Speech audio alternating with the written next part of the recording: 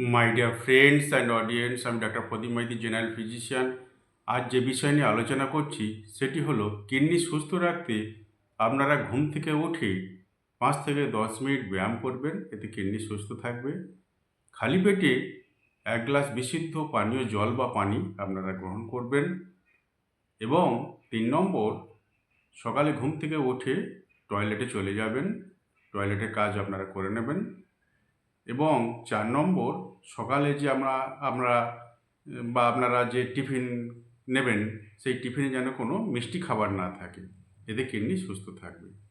5 নম্বর, দিনের শুরুতে আপনারা মানসিক চাপটা নেবেন না, মানসিক চাপ কম হলে কিডনি সুস্থ থাকবে।